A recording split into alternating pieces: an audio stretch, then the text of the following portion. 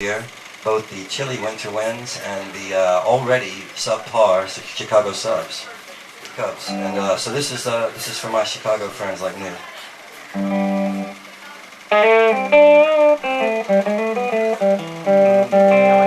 By the shores of old Lake Michigan, where the hawk wind blows so cold, an old Cub fan lay dying in his midnight hour that tolled.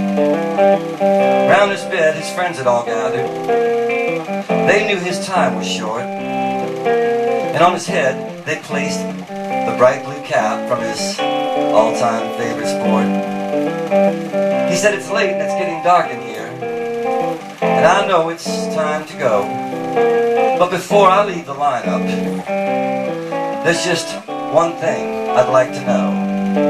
Do they still play the blues in Chicago when baseball season rolls around?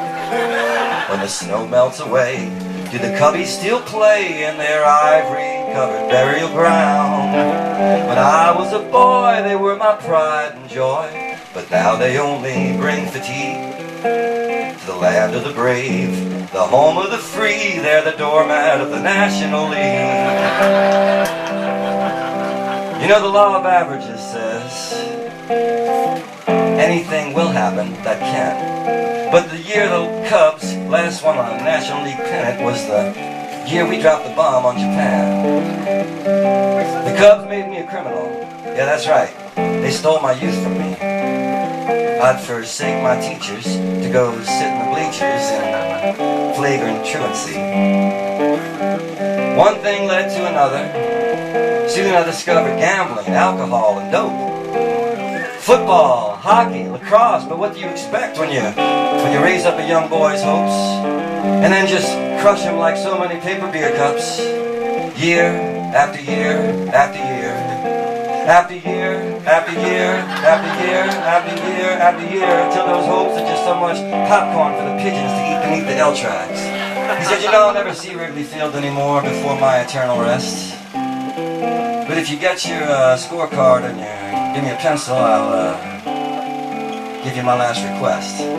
He said, "Give me a doubleheader, a funeral at Wrigley Field on some sunny weekend day, no lights.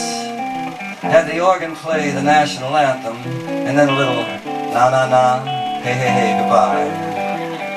Make 6 bullpen pitchers carry my coffin.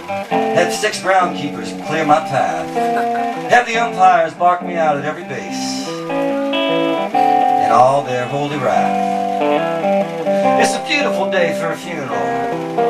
Hey Ernie, let's play 2.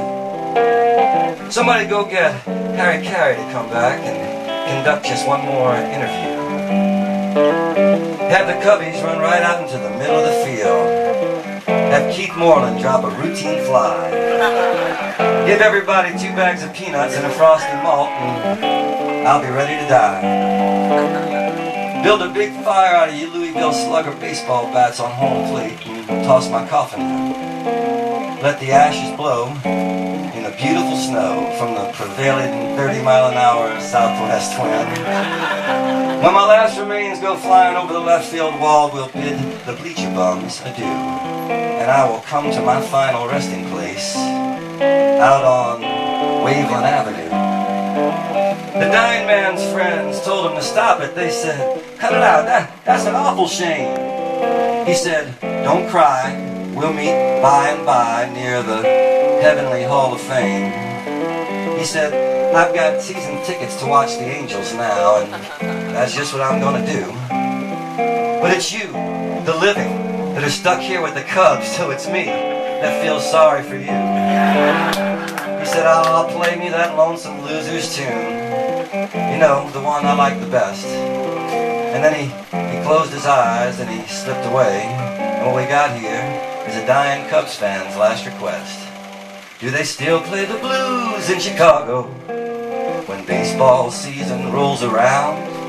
When the snow melts away, do the Cubbies still play in their ivy-covered burial ground? When I was a boy, they were my pride and joy, but now they only bring fatigue to the land of the brave, the home of the free, and the doormat of the National League.